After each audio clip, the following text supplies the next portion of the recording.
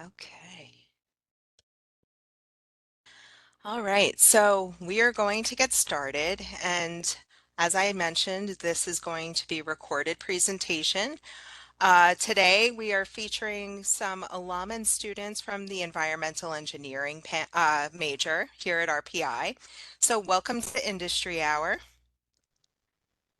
Tonight's agenda is as follows. We're going to talk a little bit about the Career Center and what role they play in and how they support students for looking for careers, internships, and different types of opportunities on campus. We are going to introduce our panelists. Today we have two Rensselaer alumni and two current students. And then we also plan to have a formal interview or discussion about the engineering majors. And we're also going to do an opportunity for the students in the audience to ask questions if applicable. So moving on, we are going to specifically talk about the Center for Career and Professional Development, aka the CCPD, or the Career Center. There's a lot of names for it on campus here. So we have designated engineering counselors within the CCPD. Emily Seals and Kristen Kettering are our liaisons, and their contact information is located on the screen now. You can contact them via email. You can also go into the Career Center, which is on campus across from the JEC in the basement of the DCC. The Career Center offers a lot of support services for current students, and it's never too early to connect with them. As a first-year student, we highly encourage you to set up your Handshake account ASAP. And you can also set up appointments to see your counselors in the Career Center. We just had a career fair last weekend, and prior to the career fair, students were going to the Career Center for resume critique. They also offer professional headshots.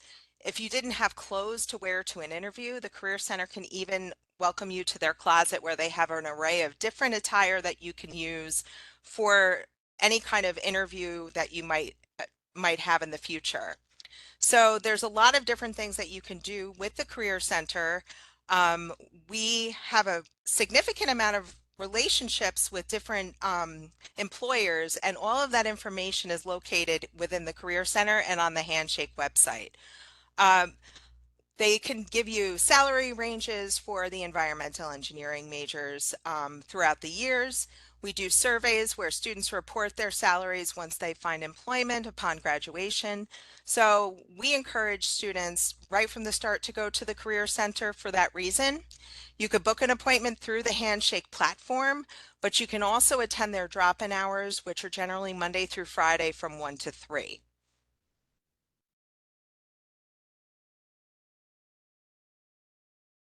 So we're going to go to the question of where environmental engineers work. This is just a sampling of some of the companies that we have an employment relationship with, and you can find the full list of the employers through the Career Center, but you're going to notice that some of our panelists are actually on the screen right here, and they are represented, their companies are represented in this as well. So now we're going to introduce our panelists. So without ado, I'm going to actually have them introduce themselves. I'm not sure that Allie was able to join us today, but we will begin with Roy if you wanted to give us an intro, and I'm going to stop sharing right now. So give me 1 second so we can start talking specifics. So Roy, would you mind telling me a little bit about you by telling us your name, where you work, your work history, where you're from and where you live now, your degree, and anything else you care to share with us? Sure. Roy Richardson. I'm an associate over at Barton and LaJudas. Our We have many offices. The one I work out of is by the airport, so I'm about 15 minutes from campus, so not very far. I live even closer. I live in Brunswick, which if you have ever been to the Walmart on Route 7, that's actually Brunswick, not Troy. You've left Troy and you've entered Brunswick. So I'm just east of Troy. I think ever since I graduated, I've been in Brunswick. I'm a country guy, so I moved out to the country right next to Troy. um, I'm class of 2001. I've been in this business for over 20 years. Came out, worked for one of the big conglomerates in the environmental engineering field. After 16 years, I decided, I was just a number and there wasn't a lot of opportunity for growth. So I came over to Barton LaJudas, shot right up the totem pole there. In 6 years, I went from a managing engineer to a senior managing to an associate now. So I'm a part owner in the company. So it was a good move. There's a lot of opportunities in this industry to move, and the nice thing is that there's jobs everywhere. I mean, you can go anywhere, every state, and there's a need for environmental engineers. But that's later in the list. We'll get to that. I've got a bachelor's of science in environmental engineering. So from RPI, that's what I did. When we talk about diversity in this program, I came out of college. Not only did I work consulting, but I was in the Air National Guard for 23 years, and I've gone around the world doing engineering. And I would hold my credentials up to almost anybody. 2019, we took over Kuwait. My buddy Bruce, class of 2011, him and I were the top two engineers in Kuwait for the Air Force, and we were RPI environmental engineers. It was kind of funny that we were both RPI environmentals, and here we were running a base and doing all the base engineering. And so the degree isn't it's really boundless. You can go anywhere, and it's what you want to make of it.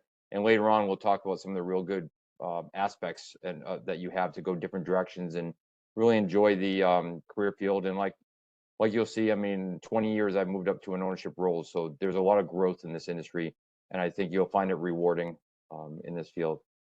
I think I covered everything you wanted me to say. Awesome. Thank you so much, Roy. Lila, same question for you. You want to give us an introduction, a little bit of work history, and anything else that you care to share, please? Yeah, my name's Leela Flanagan. I grew up in Burlington, Vermont, and then went on to study environmental engineering at RPI, and graduated in 2019 with my bachelor's, and then went on to work at Arcadis as a water engineer starting in 2019. And I got my master's from RPI as well, master in engineering, in 2020. Great. Thank you, Leila. Sorry about the name too. I didn't mean to That's okay, mispronounce it it. happens all the time. And Vicky, our current student, you want to share a little bit about you and tell us hmm where you're from and what year you are and all of that fun stuff. hmm I'm Vicky Chu. Currently, I'm a senior environmental engineering major, obviously, right here at our good old RPI. In terms of my work history, I've completed 3 internships, one for each year, freshman, sophomore, and junior. First, I worked at the town of Niskayuna, which is just about 20 minutes away in their town hall. After that, I worked at Arcadis for my Arch away, and that was during the fall. And lastly, and most recently, during the summer, I worked at Brown and Caldwell in Virginia. I was in different things in all of them. And for the town, obviously, I was not in private for a short time. So that was interesting. I am from Suffern, New York, which is downstate, close to the city. And I'm graduating in May of 2024 with a bachelor's. Thank you. Okay, so now that everybody has been introduced, I'm going to start with everyone just asking what made you decide on environmental engineering? Because as undeclareds, we were talking about this earlier, that many students don't really even know what it entails. So what was your journey like? Did you know you wanted to be an environmental engineer when you came to college, or was it something that developed along the way? We'll start with Roy. Ironically, I came to be an environmental engineer to leave engineering and go to law. I had my heart set on being an environmental attorney, and I didn't want civil with or chemical with environmental. I wanted environmental to give me the best background for law. Graduated, said I was going to take a few years off and get in the industry, and I never came back. I absolutely loved it. I started doing industrial wastewater and traveled around the states doing that. And then I got into municipal water, which is where I work now, and it's just been exciting. And I've never gone back. It's just been an awesome opportunity. I love every day that I go to work. So yeah, that's my background. I never made it to law school. Sounds like it wasn't the worst thing, huh? And Leela, how about you? Did you intend to come as an environmental engineer major, or was it something that happened along the way? Tell me Ye- more. Yeah, so for me back in high school, I was interested, I think my junior year of high school, interested in maybe doing civil engineering or architecture. And then my junior year, so 11th grade, I had a really good environmental science teacher who got me more interested in that realm and like water and soil and all those parts of science. So I sort of took the civil engineering and went from that to environmental. Very cool. All right, thank you. We have Allie here too. I'm going to pause on Vicky's answer because I want to introduce Allie or have Allie introduce herself. She's another one of our students who is a panelist tonight. So Allie, do you want to give us a little bit of an overview about introducing yourself, where you're from, and where you are in the student academic experience? Yeah, hello everyone. Sorry, can you hear me? We're good. Yeah, Okay, thank you. awesome. Sorry for being late. But I'm Allie. I'm a co-term environmental engineering student. I am cur currently also working part-time from my internship over the summer.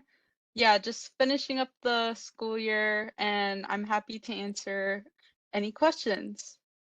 Okay, well, before we go to Vicky, I'll ask you this. When you came to RPI, did you know you wanted to be an environmental engineer, or was that something that happened later on? Can you tell us a little bit about what your thought process was? Yeah, so for me, I knew I wanted to be an engineer since I was in 8th grade, but I just didn't really know what kind of engineer I wanted to be. But then for me, one of the most important things was climate change. So I thought, how can I impact the environment, but also be an engineer? And that's when I started looking up looking up engineering majors that do exist. And I found environmental engineering, so I kind of just stuck with it. And within environmental, I realized I really like the water part of it.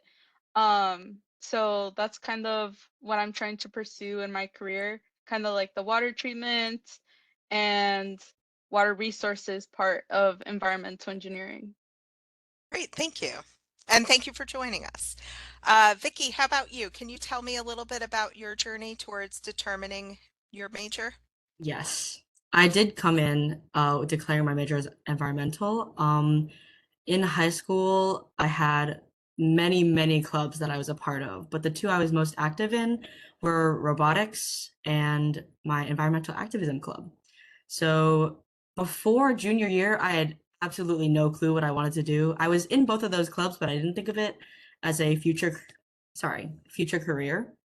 But I had to do some critical thinking in junior year.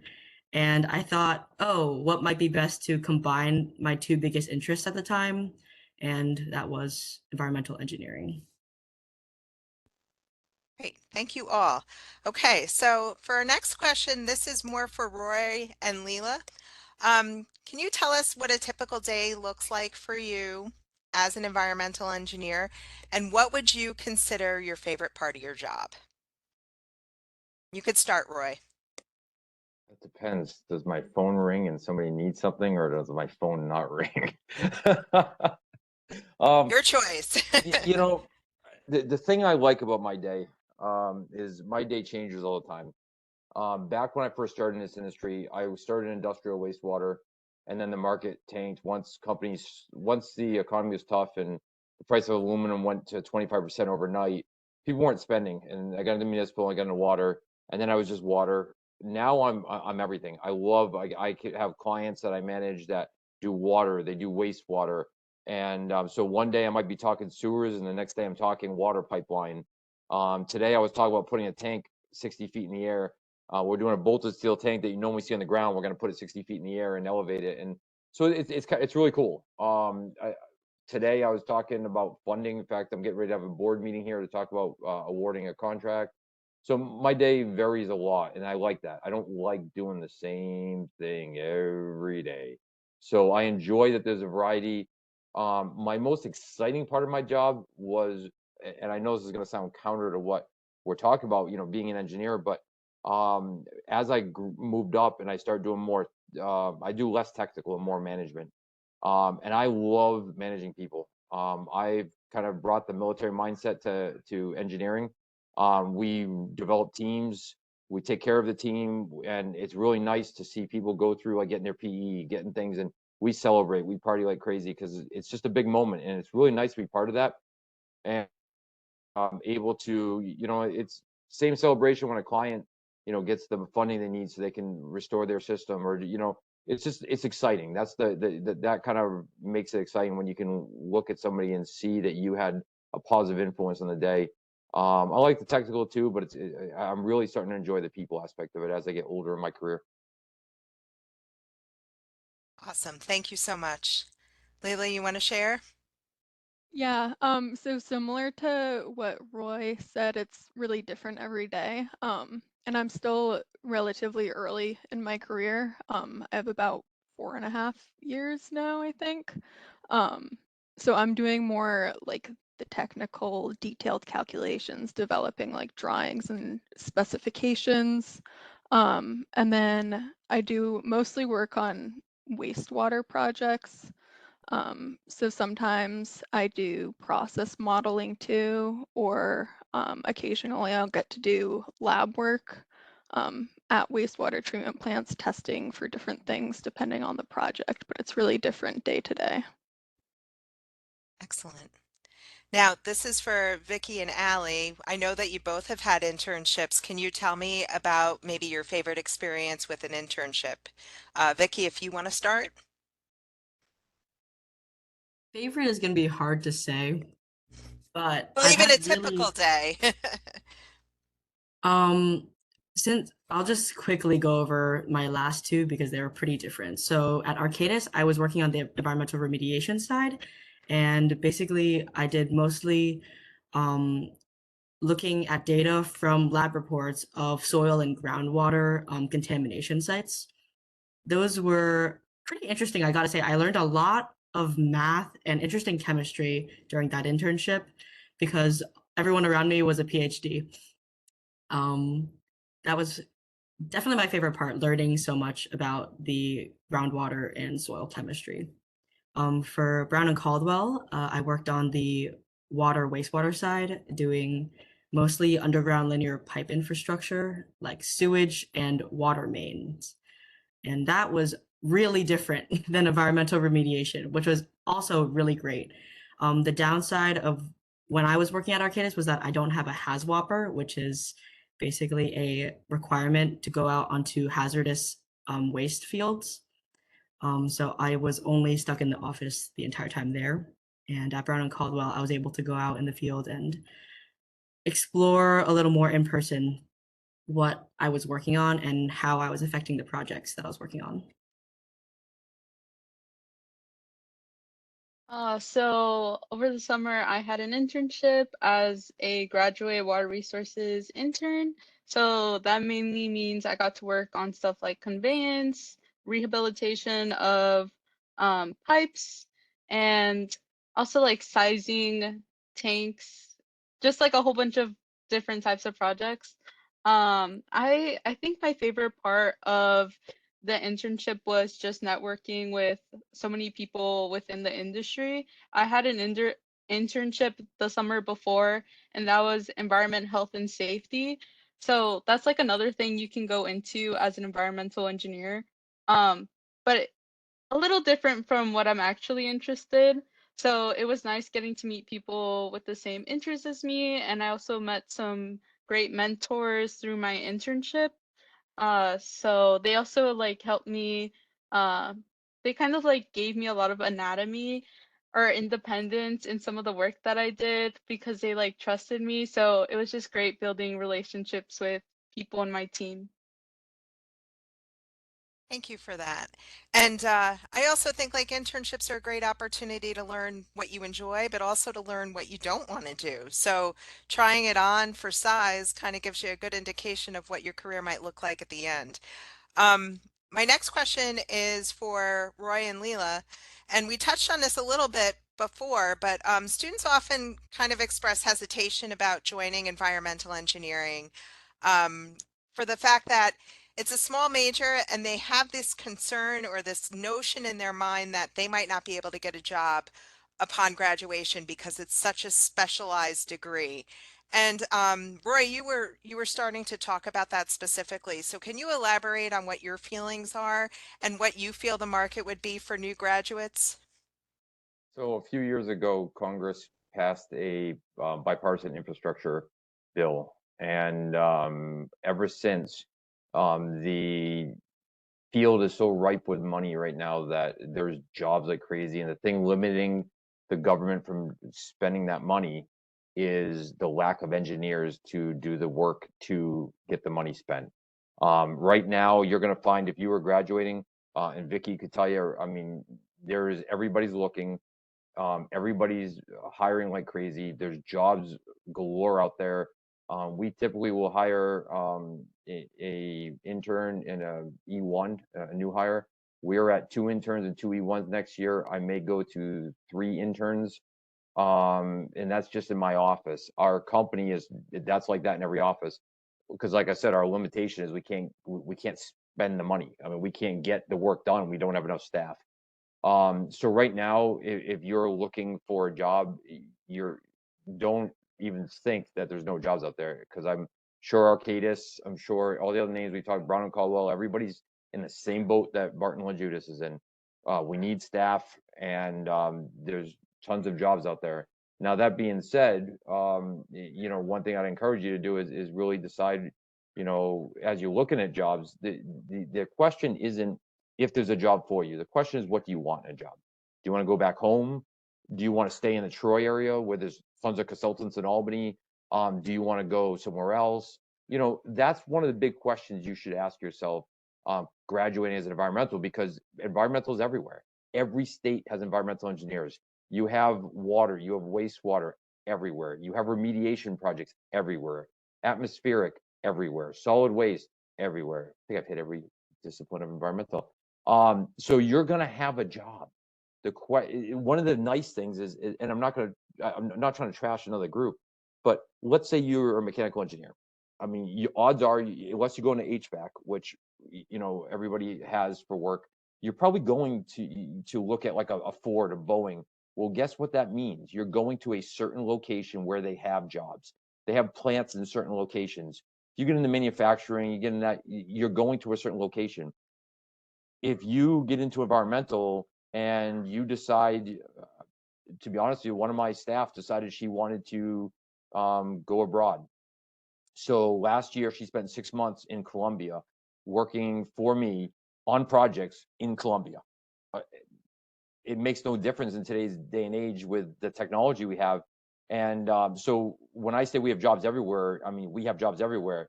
If you were doing a manufacturing line job, you may not have, well, you probably won't have that flexibility to do stuff like that. So it's a flexible career field. It's a career field with tons of jobs, tons of variety of options. We've heard people in this call talk about, doing pipes and doing tanks and doing wastewater, doing water, doing remediation.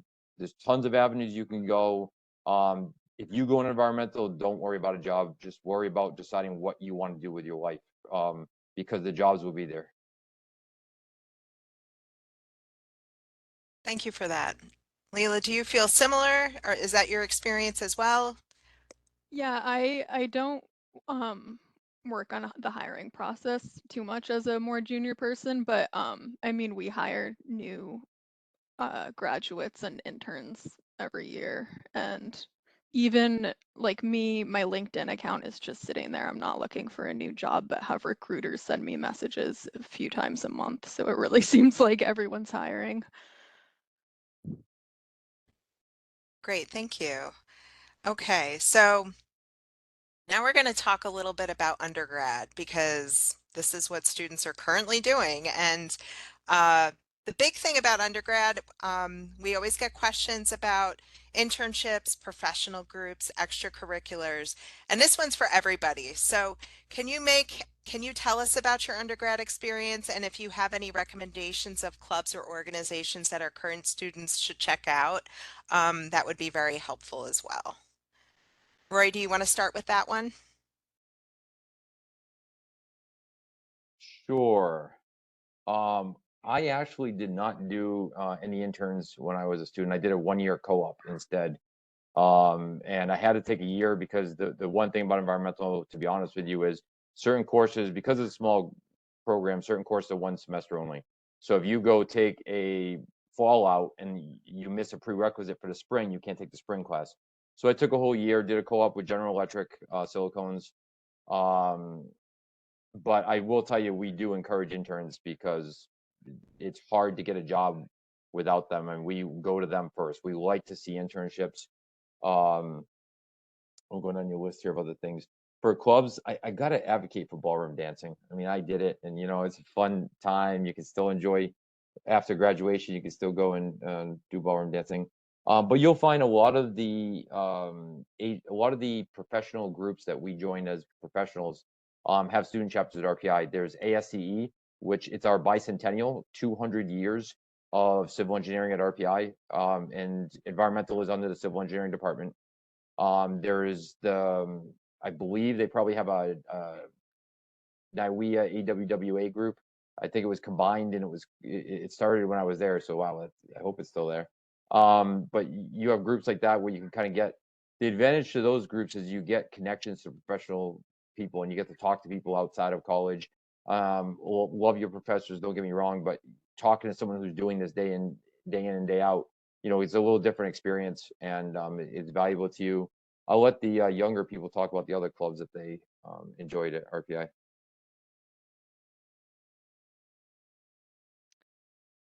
When I was at RPI, I worked a lot in food service, like 20, 30 hours a week. I studied a lot. And then I participated in a few clubs sort of on and off, but not really consistently. So the Women's Mentor Program is one that I did every year. So my freshman year, I was a mentee, and then I think the other 3 years, I was a mentor for newer students.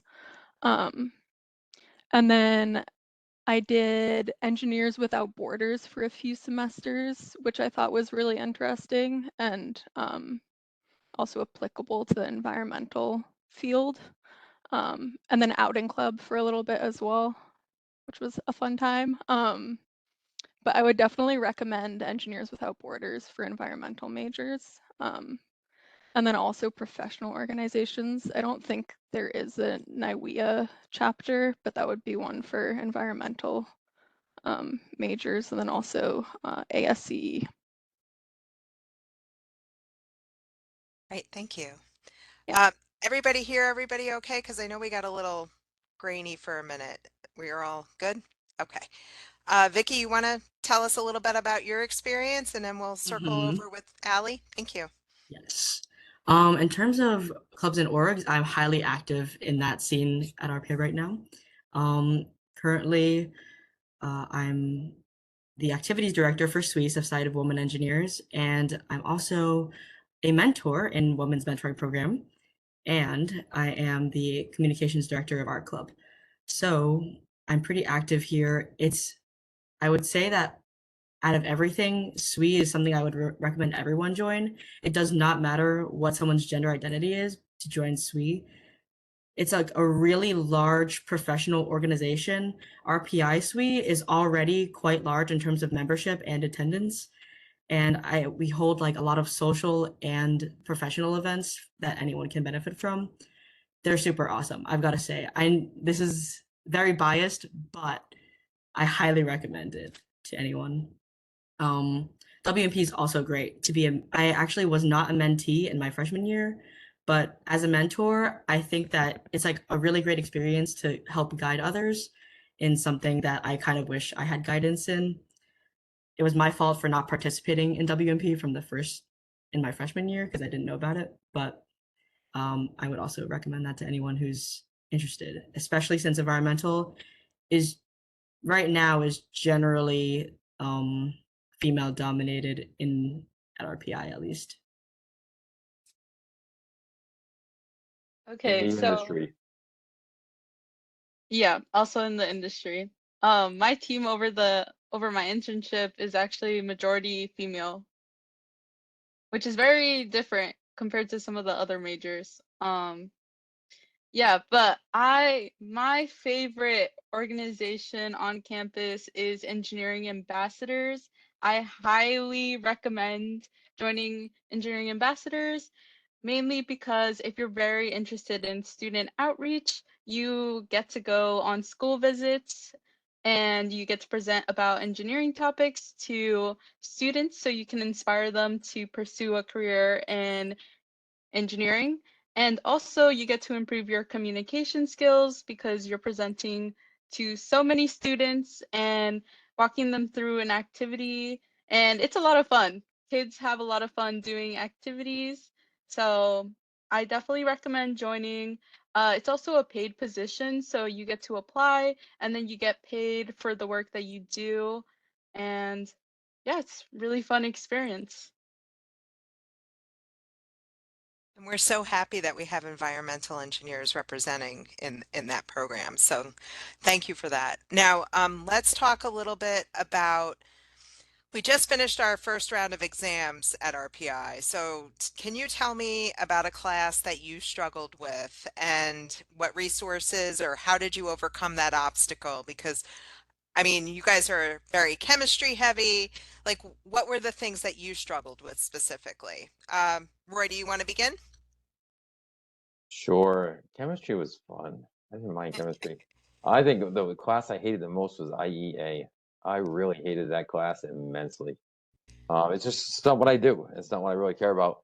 But look, we used to working with people in the dorms. We'd get together. I mean, that was freshman year we took that. So, get together with people in the dorms, form teams. I mean, the thing you're going to find in your career, no matter what the course is, no matter what the job is, um, form teams and ride them to the finish line. You help each other, you make each other better.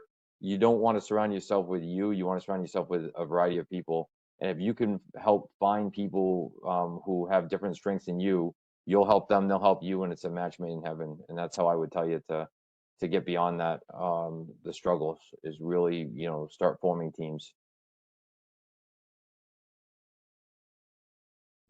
That's great advice. Thank you. Leela, what did you struggle with here as a student?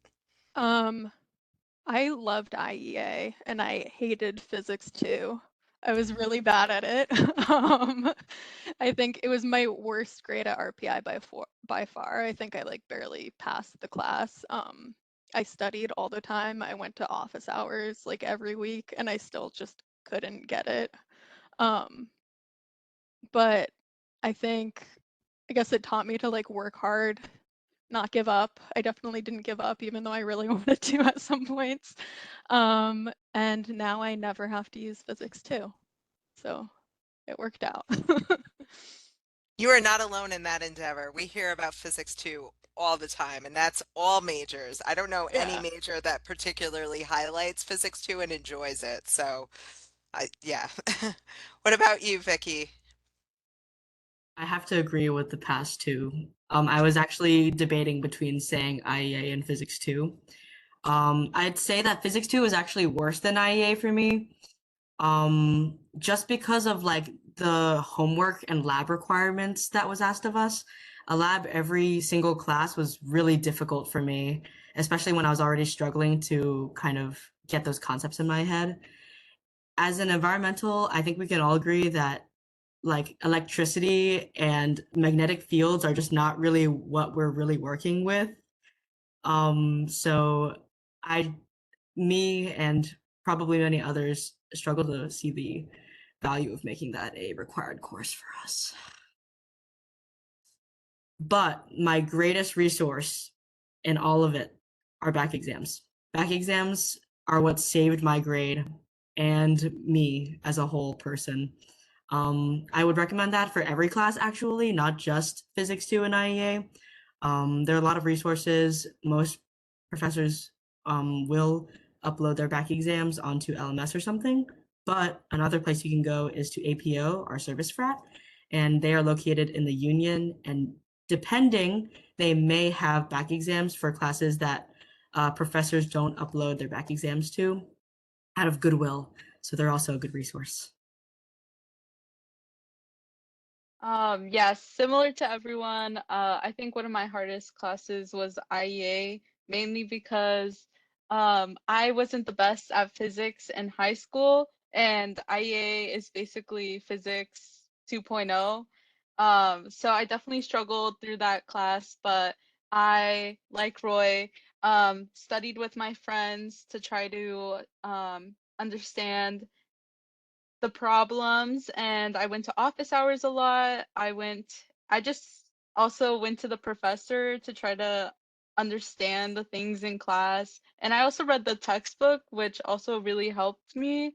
So yeah, basically not giving up. And also one of the other really hard classes at RPI is MAL, which is statistics and probability. Similar to IEA, I went to office hours every single week. I was basically friends with the professor.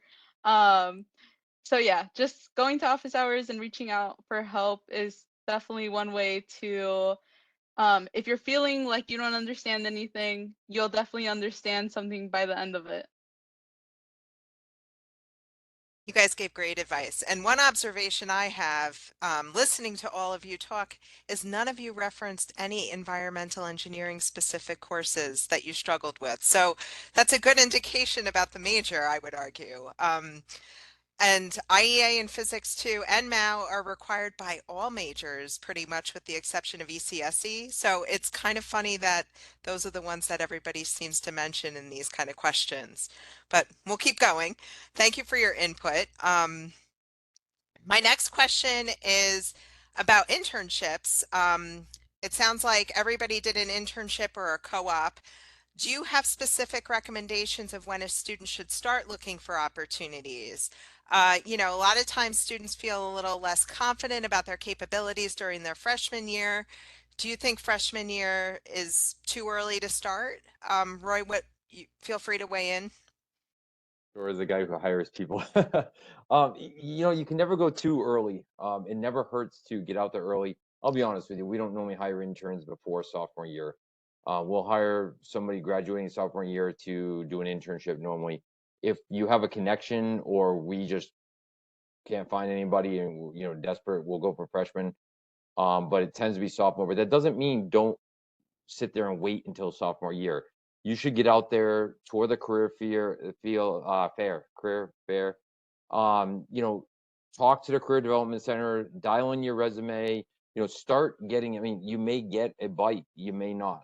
Don't get um, disheartened if you don't get any bites, but start prepping your freshman year. Don't wait, because one of the things that I tend to find is that this may sound mean, but I can look at resumes and tell you who's been to the career fair, who's been to the career center or not. I can see some where I go, wow, I would never phrase it like that. I would never look at it like that.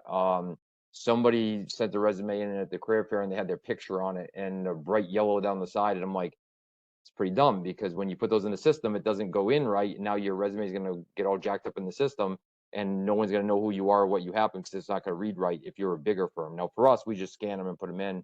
For a bigger firm, they put them all in the automated system. And this guy just lost his resume basically in the system. So definitely start looking early. Sophomore year, hit it hard. You really want to try to land one by the end of the sophomore. If not, just because you don't have one at that point, junior year is a good point too. But one thing that'll help you is if you don't have the experience, like as a freshman or a sophomore, if you don't have the experience, it's always the thing. You can't get experience without a job, but nobody hires without experience.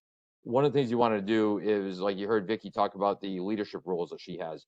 Get those on your resume. Talk about the roles that you have that may not be engineering internship, but they're showing me leadership. Put the courses on that you're taking. Like if you're going to career fair in October and you're taking a course now, I don't care if you haven't completed it, put it on if it's relevant to the job you're looking for, because then I'm going to ask you questions and you can say, oh, I'm in the middle of the class right now, I'm enjoying it or I'm struggling with it. But one of the things we look for is to see that you've got coursework. If you don't have experience in terms of an internship, I want to see you have coursework that's relevant to what we do, so that when you come in, if you've already had hydrology and hydraulics, then I know that I can have you do some pipe sizing. I know that I can have you do some of that basic stuff. But if you've never had that, then that's one thing that you're really not prepared in. So I'm going to look at that kind of stuff when I look at it. So leadership and coursework, if you don't have the experience, that's my advice. Great. Layla, what about you? What are your thoughts on that? Yeah, I would second pretty much everything Roy brought up. I mean, I got my job at Arcadis at the career fair, the fall career fair. And I would second going to the career center. I had them critique my resume a few times. And then also after the career fair, once I had offers, had them help me go through the offers and figure out like what benefits packages mean because I didn't know what any of that stuff was. Um, but they're helpful in a lot of ways. And I really didn't go to the career center until later on, like my junior and senior year. So I would recommend getting there early for resume critiques. Vicky? Again, same things. A few other caveats. I think that before the career fair, there's a lot of organizations that also hold resume reviews, and those are also a really good resource to get critiques directly from students who have gotten internships, especially upperclassmen. And they use their resume as reference probably, and they give really good advice. Especially Sweeze, not to plug anything. Um, Let me think. There were some other things I had. In terms of looking for internships, that varies depending.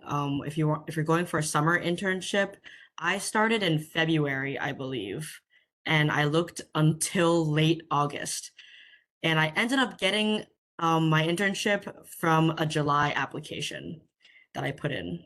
So it definitely doesn't hurt to put them in early, but just know that different companies have different schedules on when they put out their um, applications, and they have different application deadlines. So I would just be on top of that, especially if you're looking, no matter what year you are, freshman, sophomore, and onwards. Something else for environmental, since we have to do a fall away semester, I started looking for that. Let me figure out what month that was. I started in late, oh, sorry, that doesn't make sense. I got my internship in late August and started in September. And so I looked from May. Yeah, I started in May for those ones. And it was a little on the late side, in my opinion, but I ended up getting lucky anyway. I would just keep a lookout also for updates from the CEE department. I actually got my freshman internship from an email that Dana Chichester sent out saying, "Oh, there's a job opening in the town of Niskayuna." And I was like, "Oh, well, I mean, I don't have anything lined up for this semester or for this summer anyway. I may as well try." And that was history. I think that every single internship experience I've had has helped me get each subsequent job. So I highly recommend getting some amount of experience if possible. So one of the things that I think uh, no one has mentioned yet is that some professional organizations like Society of Hispanic Professional Engineers and Society of Women Engineers, they also have their own conferences. And if you're in those organizations, then you can end up going to their conferences, and they have career fairs. So you're not just limited to RPI's career fair. You're able to go to these other career fairs, and it's a great experience because you're able to network with a whole bunch of other people in these organizations, and you get to meet a lot of other companies that you might not get to see at our career fair. So that's another really good way to get a job. I know in my personal experience, I wasn't able to get one my freshman and sophomore year. But I also was looking for jobs specifically in Oregon because that's where I'm from. So very limited amount of job openings over there. But then, yeah, my junior and my senior year summers, I was able to get internships. So I would just say don't give up. And also, Like Roy mentioned earlier, there's a lot of job openings within environmental.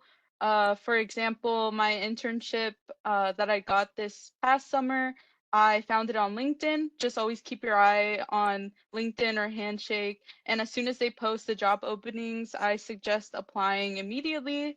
Um, so when I saw the job opening for this past summer, I immediately applied, and that was in the fall. And then I got an interview, I think maybe like a week later, and then I got a job offer. So just keep an eye out on the job applications and apply. Just apply, and I'm sure eventually you will hear back. That's great advice, and thank you. And one of the things I'm going to do a plug for the CCPD here because Leela pointed out, you get a job. How do you know if it's a good job? If you don't have anything to compare it to, having a professional weigh in and say, okay, this is how you're going to answer this offer letter is really helpful. And Roy points out that he could tell if you actually had professional review of your resume. So utilize the Career Center for that reason, and they also will help you with LinkedIn. So those services are not something you have to navigate by yourself. And, we have support for you. So definitely check it out. So thank you guys for that. And, we mentioned that we have career fairs. We had one this past week.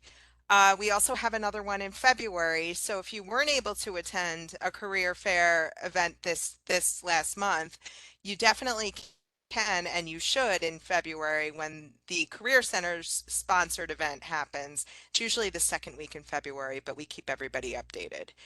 So moving on to another question here. We're going to talk a little bit about electives.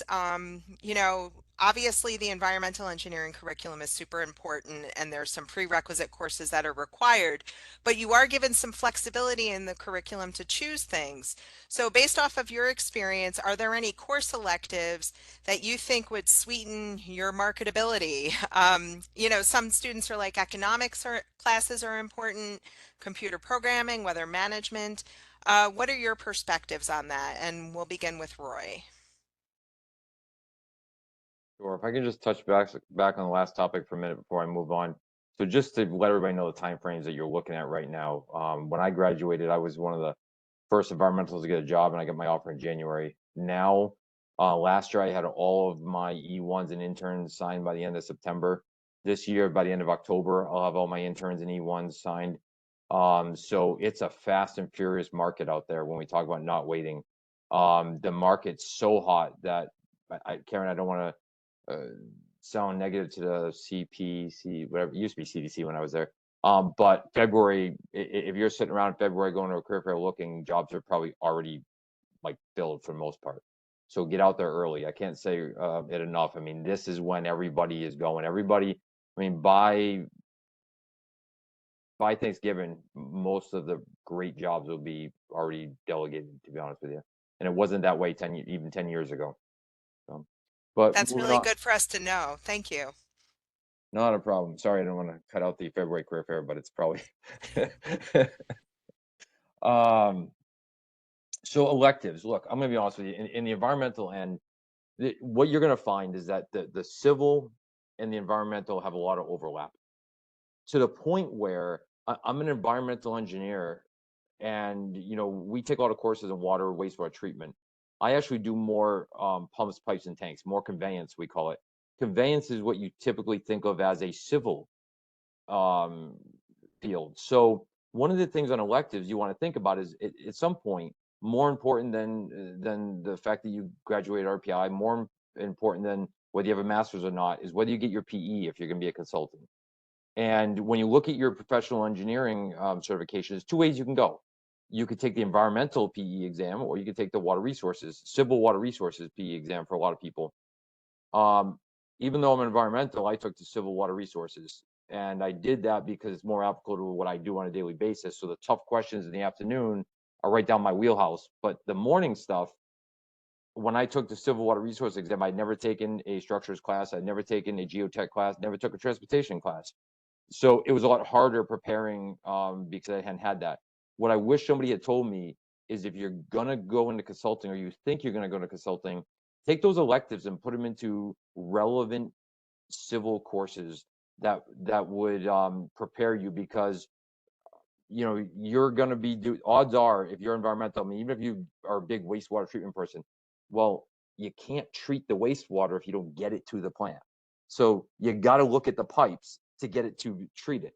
So having some of those civil classes, having like a geotech class, so you understand, even if you're doing like a wastewater treatment plant, you put a new building up with a process line, somebody's putting the building up. Somebody might have to do a retaining wall to keep the site so you can build on it. Those are things you want to be able to work with and understand those people. So for your PE and for working with the teams of people you're going to work with on projects, I would recommend you take some civil classes like structural or geotech or transportation. Even something simple as you're getting a chemical delivery to your water treatment plant. You've got to get a containment system to contain the truck, everything. You got to make sure the truck can turn around. You got to know all this stuff. Understanding what traffic curves are, understanding all this stuff that these people talk about when you're going to have a transportation engineer doing this with you, but now you understand what they're talking about. So you're going to work with civils. You may want to take your PE in civil. So those are the courses I would recommend that you do as your electives. Just my 2 cents on it. Thank you. Lila, what about you? I would recommend, I wish I knew more AutoCAD, so that's one I would recommend. I think there's, at least when I was at RPI, I think there was one or two credit required course, but I would try to take more than that if you can, if you're planning to go into consulting at least. And then also MATLAB, which might be job specific for me, but I use MATLAB a lot and wasn't very familiar with it before starting my current job. And then I would also second taking some civil courses. So I took a bunch of geotech courses, like one that was all about designing with geosynthetics. Then I took one about like dam design, which are all things that I don't work on a daily basis, but have a lot of overlap in concepts. And I've come across a few components along the way. So yeah, that's what I would recommend. Thank you. So Vicky, at this point in time for you, what do you feel have been helpful so far with your electives? And what have you pursued? The first environmental elective I ended up choosing was water reuse technologies and applications, and that one was really interesting, but I actually haven't used it at all yet. And I think there's a lot of places that have departments for it, but I haven't worked with them as of now, so I couldn't say much about it. I do know that Brown and Caldwell had one. Again, I'm not sure about it. One that I would recommend though is solid and hazardous waste. That one was interesting, and I think that it's kind of gives you a view into things that aren't water. It was mostly to do with like a landfill and how things, other really important things that people take for granted, generally. My biggest regret is not taking geotech. I think that would have been super helpful because there have been many places where I've gone, even for Arcadis when I was working there for environmental remediation. I thought that geotech could have really helped me broaden my understanding of exactly what was going on in my work. And lastly, I have to say something I think would be helpful for anyone is a CS1. Really, I think that I'm not sure about MATLAB because I don't know anything about the applications of it, honestly, but having some sort of programming background could be helpful for literally anything. I agree with that, CS1. I wish I had taken CS1. What about you, Allie? I would recommend if you want to take the fundamentals of engineering exam, definitely taking solid and hazardous waste, engineering economics, and I don't know. Yeah, those two, I recently took that exam, and those two classes definitely, I took both of them. They definitely were on that exam, so it was really helpful having taken those classes because I had the background knowledge. So when I was studying for the exam, it was pretty easy to remember what's going on. I minored in sustainability studies, so I think if you want maybe more this like societal understanding and not just the engineering, you can take like classes outside of just technical like science and math and get a new perspective. I've definitely used everything I've learned from that class to think of how am I gonna impact the communities I'm working on projects for. So yeah, I don't know. I would say definitely college is for learning, but also finding new perspectives. So taking classes that seem interesting could add value to your curriculum.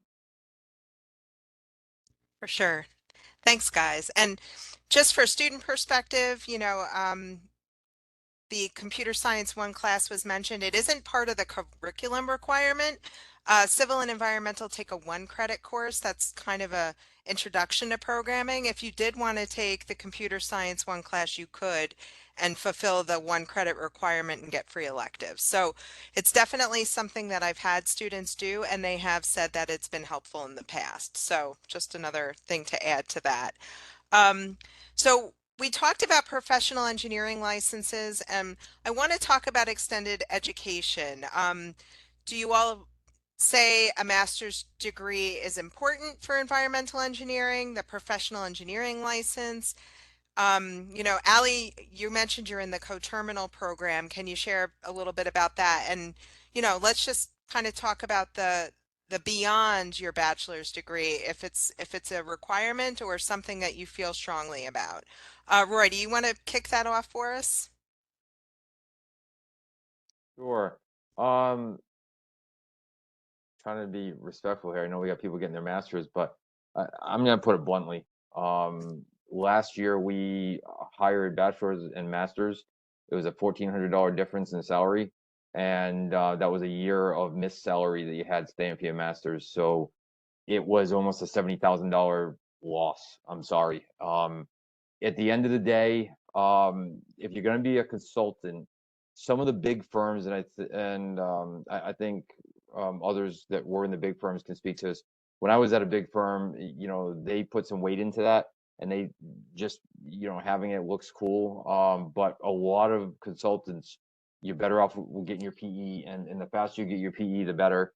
Um, Even though you aren't going to stamp anything after 4 years, you won't be stamping for at least 12 plus years. They want you to have it, and that is what will give you a pay bump. That is what will give you promotion bumps. That is more important to get. The truth of the matter is that for a lot of consultants, the master's doesn't add much value. I'm sorry to say that because I know there's some master's people here, but it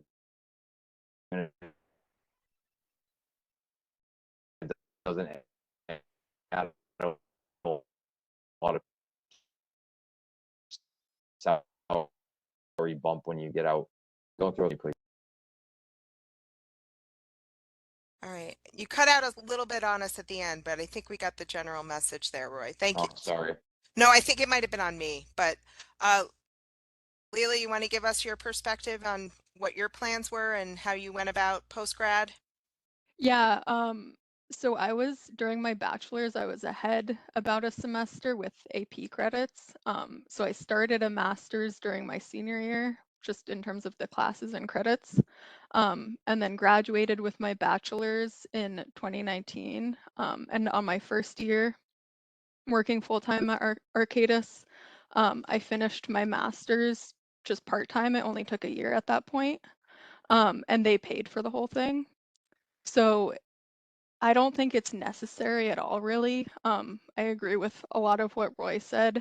I think PE licensure is more important than getting a master's, but in my situation, it was free and didn't take a lot of time.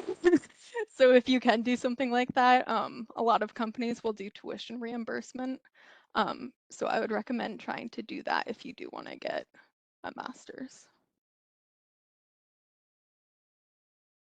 Now, Vicky, I know you haven't graduated yet, so what are your plans post-grad?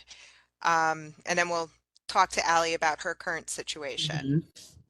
Mhm. I don't have any concrete plans as of right now. I've put in a coterm application. Oh, sorry, that's lying. I'm about to put in a coterm application, and I'm just gonna see where that takes me. If I get declined it, then well, I'm applying anyway for full-time positions at companies right now. And I've gotten a lot of mixed messages on whether I should pursue a master's or not from everywhere I've worked and some family who are also in the industry. And there's no consensus. Get one, don't get one has been pretty 50-50.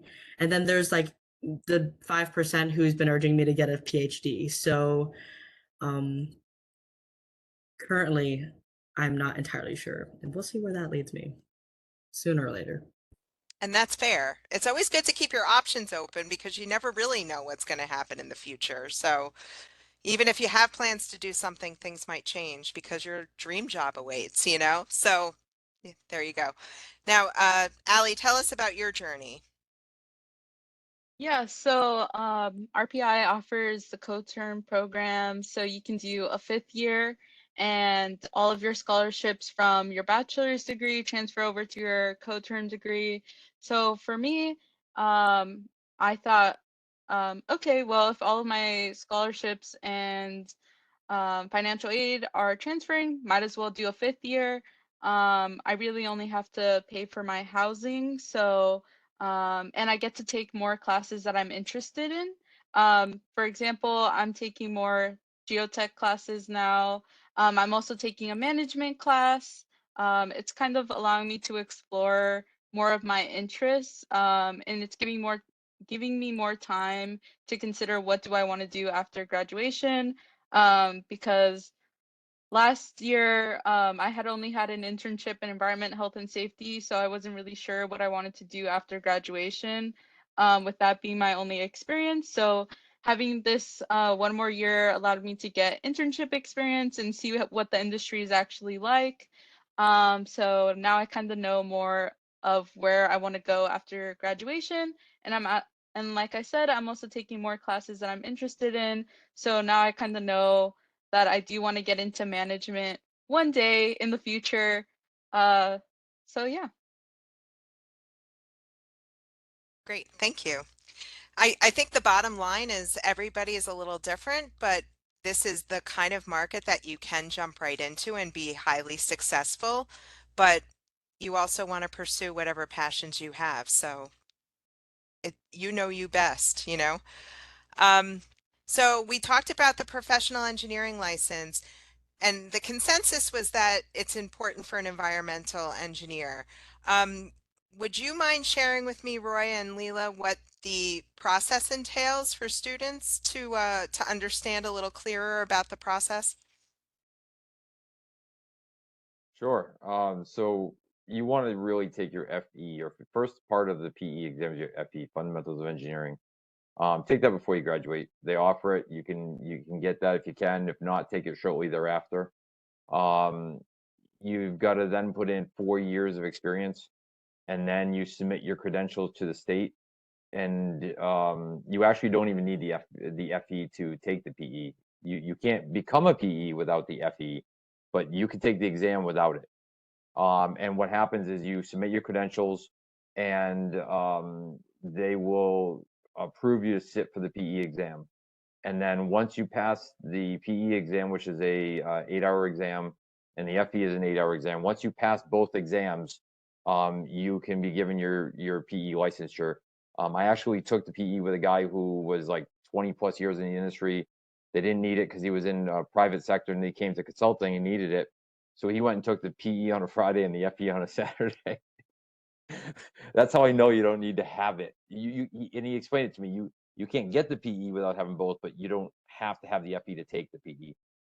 Um, so that's the procedure. If you take a master's, you do get 1 year off, so it's 3 years of experience with a master's, not 4. If you go to a non-ABET accredited school, which RPI is ABET accredited, it's longer, and you don't need to worry about that because you're at RPI. But the process is a little longer in that regards. But that's generally what the procedures are. the one thing I'll encourage you to do is once you start working, start keeping track of what you have done, because you're going to have to submit an application someday. And the other thing is you're going to hear two different avenues. They used to have these PDFs that were like pages and pages of, you had to describe what you did to a T, like I performed calculations on this and did this.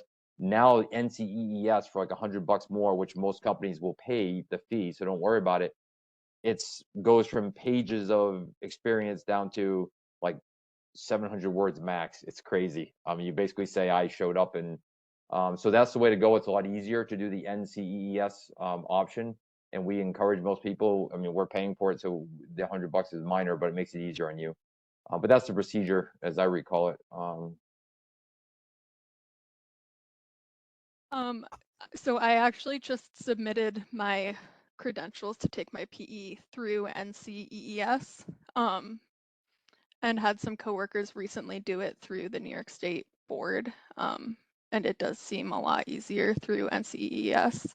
It was just like a web form. I had to write down like all of my years of work experience and what exactly I was working on, but it seemed a lot better than I expected it to be based on what I had heard other people describe with the New York State Board. But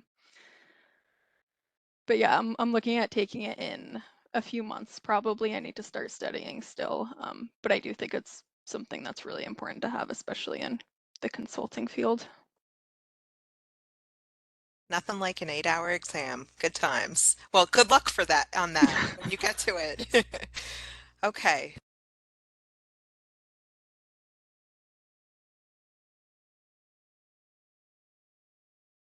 I think we're going to jump a little bit and we're going to reflect back to first year, and that's a reflection for everybody. What do you feel you wish you knew as a first year college student that you know now? Uh, that's going to be the telltale for our first year students. So Roy, do you want to share that? There's a guy named James Kilduff. Go talk to him and listen to whatever he says. Dr. Kilduff was phenomenal. I came to him. He was my advisor. I kept him all 4 years, and I came to him after I completed my co-op and said, "Hey, they want me to stay part-time. Do you recommend it? Do you not?" And he put into one of his spreadsheets. If you know Dr. Kilduff, he loves his spreadsheets. He came out and calculated that anything below 10 hours a week would help improve me as a student, and anything beyond that would hinder me. So I did like 8 hours a week, and I got a 4.0 the rest of the way. The guy was, I should have gone and talked to him before. I mean, I wasn't that kind of student early on. He really helped me focus and helped me to understand what I needed to do to be better. And I can't speak highly enough about Dr. Kilduff. And really all the environmental engineering professors. I mean, Dr. Nyman, I was her first student when she came after getting her degree from Purdue. So she was, her first class was my wet IED. It was environmental only IED at the time. They no longer have that course. 23 years later, I hired her son. That was kind of unique. So yeah, go see your professors. Look, they're going to talk to you about a lot of the stuff that you may worry about. They're going to talk to you about, you know, how to handle a full course load. They're going to talk to you about how to monitor your time better. They're really good, and I wish somebody had told me stop and see your professor and just shut up and listen to him, because it would have made my first 2 years a lot easier. Thank you. And I love how that came full circle for you. So that's kind of fun with Thank you. Dr. Nyman's son. And Karen, Leila, I what gotta about? hop off, so I'll let everybody else talk, but I gotta hop off. I have a meeting at 7 here. Yeah, good luck with the meeting and thank you for joining us, Roy. Thank you. It's Have a always great nice evening. talking with you.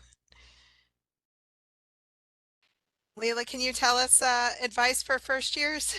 Yeah, for freshmen, I would second taking advantage of different resources that are available on campus, like the Career Center, your advisor, um, other professors. Like by my senior year, I had developed some really good relationships with a bunch of professors who I would TA for some of them I'm still in touch with. Dr. Kilduff was my advisor all 4 years, and I still chat with him from time to time. And then a few other from the environmental engineering department too. But I would say just like people want to talk to you, so I would take advantage of it. They want to help you, and yeah. How about you, Vicky? What do you feel? I've got to say the same, but I can't end this conversation without mentioning our newest environmental professor, Professor Ashinafi. I was going to call him AOCS because he used to be my TA, and he actually just graduated with his PhD here and then became our professor instead, which is really wild. He's one of the best professors I've had out of, like, of course, all of the environmental professors have been super helpful, but AOCS has also helped greatly contribute to my understanding of all the classes that he's taught and or TA'd for me. Other professors that are popular in the CE department are Dan Lander and Professor Letchford, of course. I haven't had any of the other transportation or geotech ones, but I hear that they all have students that they do regularly talk with, and they're a really great resource. You can stop by in their office hours, and sometimes you can just chat. What are your thoughts, Allie? For me, it would probably be kind of along the same lines of don't be afraid to reach out to your professors and ask for help. I know when I was a little freshman, I was very scared to go into office hours because the professors seemed very intimidating. You have to say doctor in front of their name. So I was just very scared to ask for help. But they're probably one of your best resources for any class that you take. And trust me, they're not that scary once you actually get to know them. They're a person, and yeah, you can develop relationships with them, and it definitely makes taking any class like a lot less stressful if you know you can go ask for help and you'll actually get help. And I think another thing would be don't be afraid to take hard classes. If it's something you're interested in, definitely just go for it. I know I was a little bit nervous to take like a geotech class, but everyone at RPI is always very willing to help each other. So just take the classes that you're interested in, and I'm sure you'll find a group of people you can rely on. So. Just to add on to that, I have to agree. RPI is a highly collaborative environment, and we're okay. Well, maybe that's kind of negative. We're not suffering. We're all working together to be the best we can. So never ask what, never be afraid to ask others, professors, your friends, etc., for help. You. And guys, thank you for joining us today. And I'm going to add one more thing. Use the hub. The hub is here to help you. So if you have questions during your first year, come talk to us because we can also point you in those directions of the resources that our panelists talked about today. So having said all of that, I want to thank you for joining us. This will conclude our industry hour. And yeah, thank you. I feel like I've gained a lot from your perspectives, so I really appreciate you joining us today. And hopefully our students will be able to view this and have a further understanding of what environmental engineering is. So thank you again, and I appreciate you being here. So I'm going Thank to you. stop recording. Thank you.